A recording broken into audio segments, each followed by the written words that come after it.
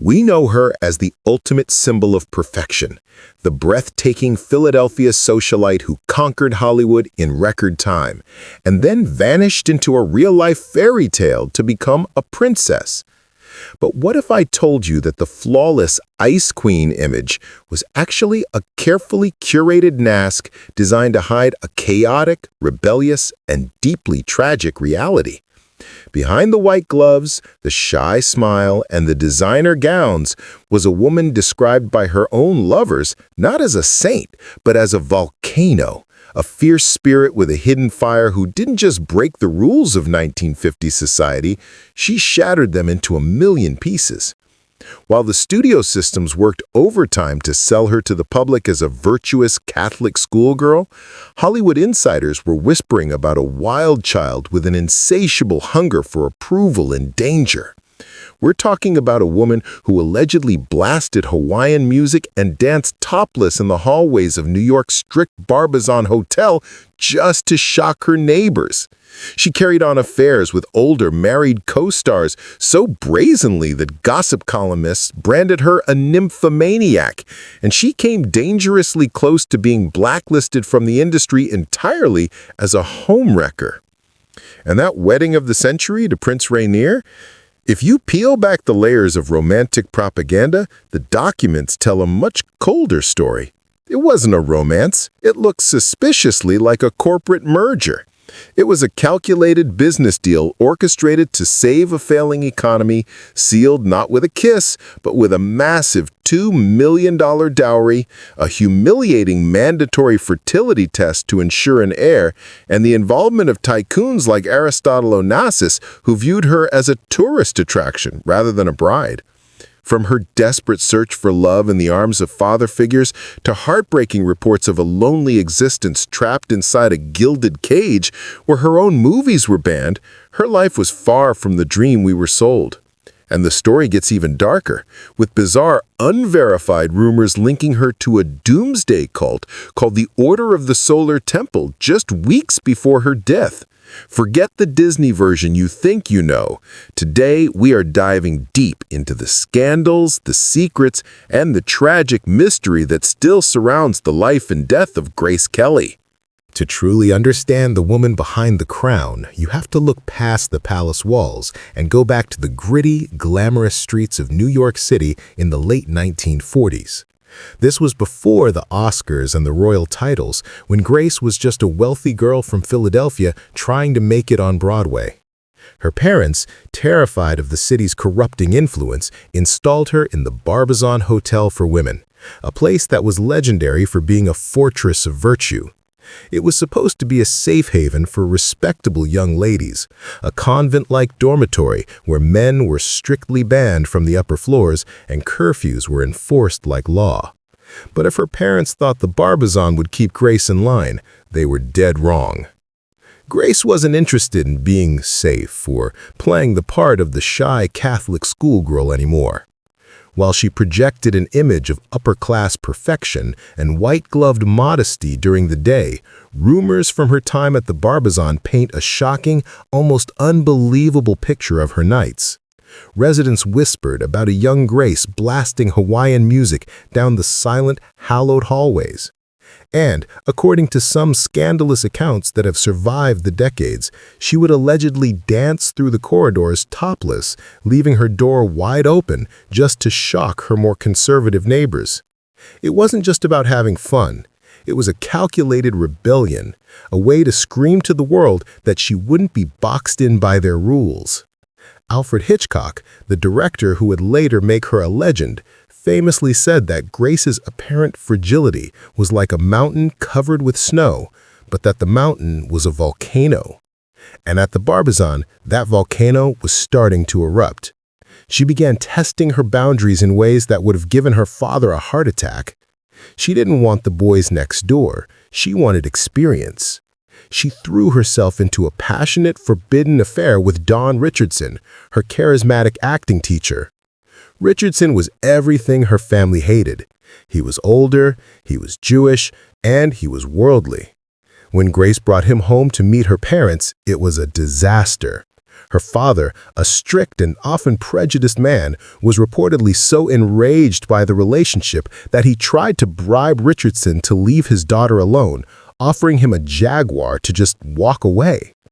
But this only pushed Grace further into rebellion. This wasn't just a college phase, it was the beginning of a lifelong pattern. The wild child of the Barbizon was just warming up, and as she set her sights on Hollywood, this hunger for older men and dangerous romances was about to turn into a full-blown PR nightmare. When Grace hit the glittering streets of Hollywood, you'd expect a young, beautiful starlet to be seen on the arm of the latest heartthrob. But Grace? She had a very different, very dangerous type. She bypassed the young actors entirely and set her sights on the titans of the industry, men who were older, powerful, and almost without exception, married. It became such a notorious pattern that she earned a reputation among the Hollywood elite that was light years away from her virgin princess public persona. Her most explosive scandal happened on the set of Dial M for Murder. She fell hard for her co-star, Ray Milland. Now, Milland wasn't just a little bit older. He was nearly 20 years her senior and very much spoken for. But Grace didn't seem to care about the ring on his finger. The affair became so intense and so public that it threatened to burn down the entire production. When Milland's wife found out, she didn't just sit back, she kicked him out of the house. Milland was actually ready to divorce her and marry Grace, creating a media firestorm that nearly ended Grace's career before it truly began. In the 1950s, being labeled a homewrecker was a career death sentence.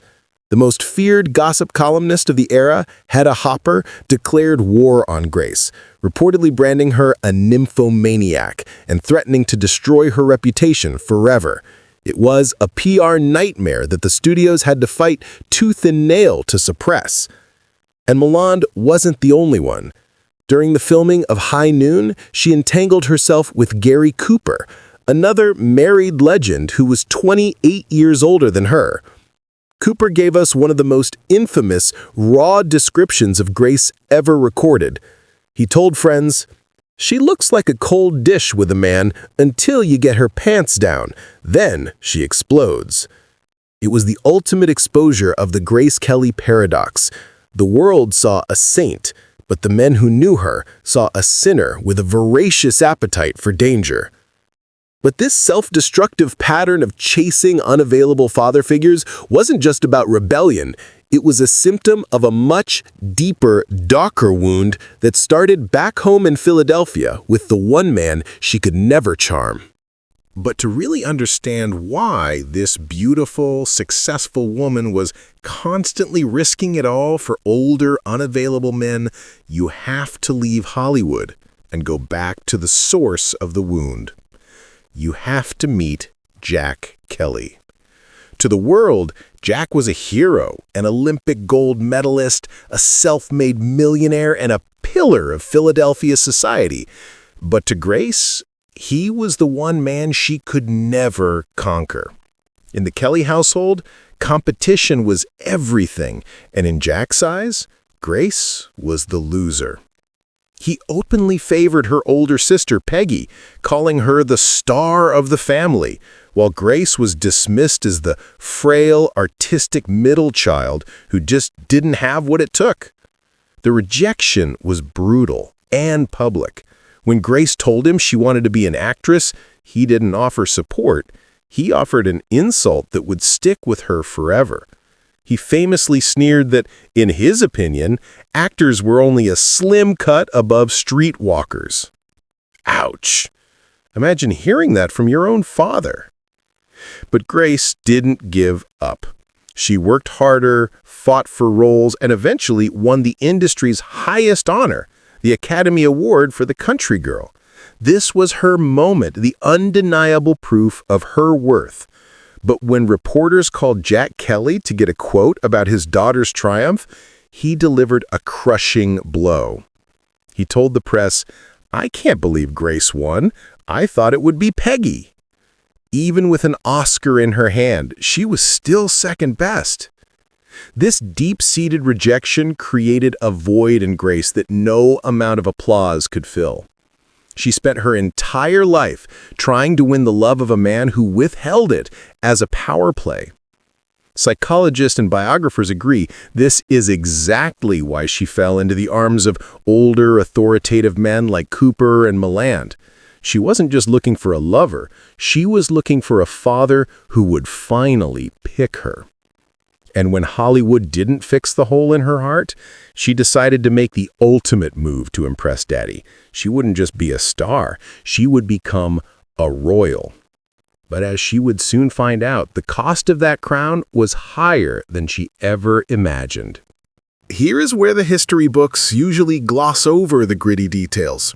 We're spoon-fed this narrative of a whirlwind romance, a Prince Charming sweeping a Hollywood queen off her feet. But if you look at the timeline and the documents, the wedding of the century looks a lot less like Cinderella and a lot more like a cold, hard Wall Street merger. The truth is, Monaco was in big trouble. The principality was facing a financial crisis so severe that there was a looming threat it would lose its independence and revert back to France if Rainier didn't produce an heir and boost the economy fast. He didn't just need a wife, he needed a savior. Enter Aristotle Onassis, the ruthless shipping tycoon who allegedly pitched a brilliant business strategy: marry a massive American movie star to turn Monaco into a tourist trap for the rich and famous. Believe it or not, Grace wasn't even the first draft pick. The advisors initially looked at Marilyn Monroe, but Marilyn was deemed too risky, too scandalous for the Catholic Church. Grace, with her Ice Queen facade and prestigious family, was the safe corporate choice. But this deal came with fine print that was anything but romantic. It was a transaction, plain and simple. Grace's family had to cough up a massive dowry of $2 million, money they had to scramble to scrape together just to buy her entry into the palace. And it gets worse. Before the wedding could even proceed, Grace was forced to undergo a humiliating invasive fertility test to prove she could breed an heir. She wasn't just walking down the aisle, she was being inspected like a prize racehorse. She was signed, sealed, and delivered to save a country's economy, and while the world cheered for the fairy tale, Grace was quietly signing away her freedom. Once the wedding of the century was over and the cameras turned off, the reality of Grace's new life crashed down on her. She had traded Hollywood for a throne, but she quickly realized she had also traded her freedom for a set of golden handcuffs. The transition was brutal. Grace went from being the most famous, independent actress on the planet to a woman who was essentially silenced by protocol. Her husband, Prince Rainier, didn't just ask her to retire, he effectively erased her past. In a move that devastated her, he banned her movies from being shown in Monaco. Imagine that, the very art that made her an icon, the work she had fought her father in the studios to create, was now forbidden in her own home. She reportedly told close friends she felt like a prisoner in a gilded cage, trapped in a palace where the staff looked down on her as an American commoner and the aristocracy treated her like an outsider. The most heartbreaking moment came in the early 60s when Alfred Hitchcock offered her a lifeline. He wanted her to return to Hollywood to star in his new film, Marnie. Grace was desperate to say yes. She missed the creativity, the energy, the life she had left behind. But when the news leaked, the people of Monaco revolted. They didn't want their princess playing a thief on screen. Rainier sided with his subjects, and Grace was forced to turn the role down. That was the breaking point. Friends noticed the light going out of her eyes. The usually impeccable Grace began to gain weight. Her fashion became dowdier, and whispers circulated through the palace that she was drinking heavily to cope with the crushing loneliness. She had played the role of the perfect princess so well that she had trapped herself inside it, with no director to yell cut and no way out. But as her unhappiness grew, she began looking for answers in strange places, leading to one of the most bizarre and hushed-up chapters of her entire life. Now, this is where the story takes a sharp turn from Hollywood tragedy into a bizarre Da Vinci Code-style mystery that most biographers are too afraid to touch. If you think the affairs and the unhappy marriage were the only secrets Grace was hiding, think again. In the shadowy corners of the internet and in suppressed documentaries, there is a persistent, terrifying theory that links the Princess of Monaco to a notorious doomsday cult called the Order of the Solar Temple. This wasn't just a yoga group or a prayer circle. The order was a dangerous sect that later became infamous for mass suicides and murders in the 90s. But in 1982, they were actively recruiting the ultra-wealthy elite of Europe, and rumors suggest that a lonely, spiritually searching Grace Kelly was their ultimate target. According to documentary filmmakers who interviewed the cult leader's former head of security, Grace was allegedly initiated into the order in a secret ceremony at a priory in France just months before she died. But here is where the story gets sinister. The cult didn't just want her soul, they wanted her fortune. Reports claim that the leader, Joseph Di Mambro, demanded a staggering 20 million Swiss francs from Grace as a donation to the cause. At first, it seems she might have considered it, perhaps looking for the spiritual fulfillment she couldn't find in the palace. But Grace was no fool. She reportedly realized she was being conned, got cold feet, and in a move that showed her true grit, threatened to expose the entire operation. Think about the timing. You have one of the most famous women in the world allegedly threatening to take down a dangerous, money-hungry cult. Sources claim Di Mambro was spooked and terrified that Grace's influence could destroy him. And just weeks after this alleged confrontation, Grace's car goes flying off a cliff. To make matters even spine-chilling, conspiracy theorists point to a bizarre detail. The garden where her car finally landed was reportedly owned by another member of the Solar Temple. Was it just a tragic medical accident? Or was the Ice Queen silenced because she played with fire? We may never know for sure, but the coincidence is enough to keep you up at night. On September 13, 1982, the world stopped. In a twist of fate so cruel it feels written by a screenwriter, Grace was driving her Rover P6 down the winding, treacherous roads of the French Riviera, the exact same stretch of asphalt where she had once filmed the high-speed chase scene in To Catch a Thief. But this time, there was no stunt double, and there were no second takes. Grace was driving her youngest daughter Stephanie to the train station when the car missed a hairpin turn and plunged 120 feet down the mountainside, crashing into a garden below. The official story released by the palace was tragic, but simple. Grace had suffered a minor stroke at the wheel, causing her to lose consciousness and control of the vehicle. She lingered in a coma for 24 hours before Prince Rainier made the heartbreaking decision to turn off her life support. But almost immediately, the official narrative started to crack. Why was a princess who despised driving behind the wheel on such a dangerous road instead of a chauffeur? Rumors exploded that it wasn't Grace driving at all, but her teenage daughter, Stephanie, who was underage and without a license. Witnesses claimed they saw the girl in the driver's seat, a claim Stephanie has tearfully and vehemently denied for decades. Others whispered about a screaming match inside the car moments before the crash, or even dark theories about sabotaged brakes linked to the cult rumors we discussed earlier. While the medical evidence points to a tragic medical episode, the mystery has never fully faded. Stephanie, who survived with a hairline fracture, was too injured to attend her own mother's funeral, leaving her to grieve in isolation while the world mourned an icon. It was a chaotic, confusing, and devastating end to a life that had been so perfectly scripted. Grace Kelly's life was the ultimate performance. She played the role of the dutiful daughter, the Hollywood rebel, the Oscar winner, and finally, the serene princess. We tend to freeze her in time as that perfect icy blonde on the screen, untouchable and flawless, but the reality was messy, complicated, and often heartbreakingly sad. She achieved everything society told her to want: fame, immense wealth, and a royal title. But the stories of her loneliness, her desperate search for approval from a cold father, and her entrapment in a gilded cage suggest that the fairy tale came with a price tag no one could afford. She wasn't just a symbol of elegance, she was a survivor of a system that demanded perfection at the cost of her humanity. She was the volcano under the snow, forever trying to erupt but always contained by the expectations of others. And perhaps that is why we are still talking about her today. We don't love Grace Kelly because she was a princess.